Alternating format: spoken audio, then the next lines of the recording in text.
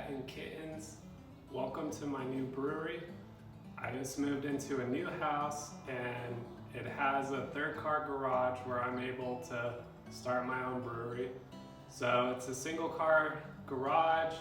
There's maybe 3 outlets inside and I have a lot of work to do to get this up and running. The biggest challenge is being able to run 220 for my electrical panel in here, and I may take you a tour around the house with some ideas that I have on how to do that. The other thing is there's no running water in here, and I have an idea on how to take that challenge on. And then the third thing is plumbing to run off all that excess water. I'm really excited for this brewery, and I'm going to do some videos on my whole start and finish of it. I have a lot of the existing equipment, so there's not too much additional equipment I'll need.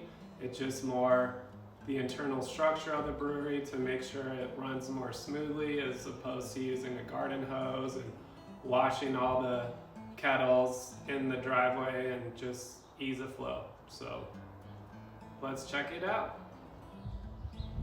So you walk in, got my keys are all set up.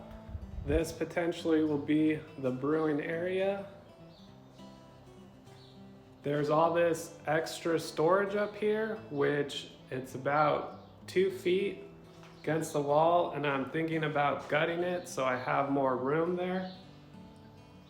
We got a window over here, and then back outside to the entrance. So a lot of space available, just a matter of figuring out how I want to set everything up. So here's my control panel to the house.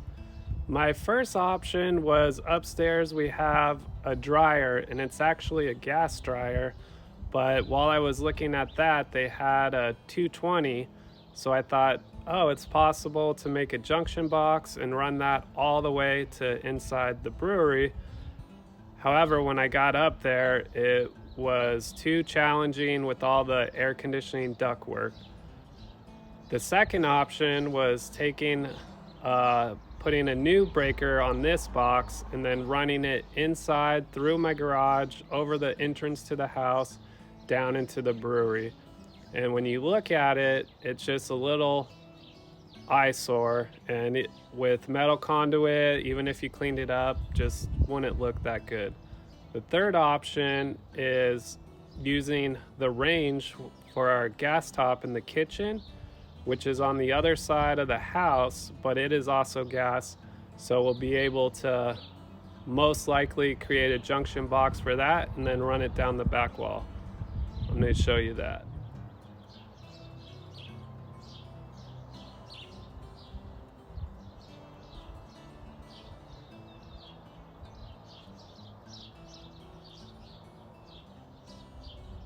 Right here is about the point of where the range is in the inside of our kitchen. And then over there, where the pipes are, is the garage brewery.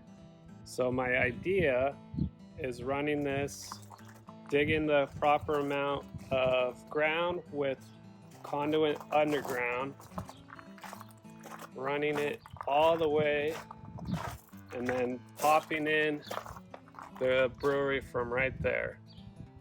So we will see, and more thinking to do, but I think that's our best plan. Lucky enough, this is the water main to the whole house, and it stands right on the other end of the brewery garage. So I think it'll be pretty easy to be able to run water inside to the brewery from there.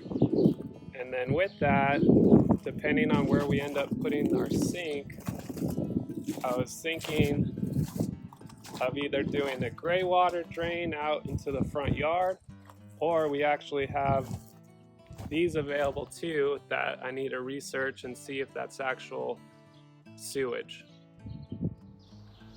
So looking at all our options for running 220, that's my next big challenge. Because I run a e-brewing system, I can't brew unless I get that going. So due to the times right now, I'm not really able to get a contractor out here. So they try to do as much work as I can safely and making sure I do it right. I have plenty of help in the family to make me able to do that. So I think my best option will be running electricity from the gas range down the side of the house to the brewery. In terms of plumbing for the water, I haven't looked into that too much, but I think that'll be relatively easy. And then the gray water drain, however that ends up being, should be relatively easy, just as long as I get it away from the house and the brewery and make sure that it's not going to waste. All right, next video coming soon.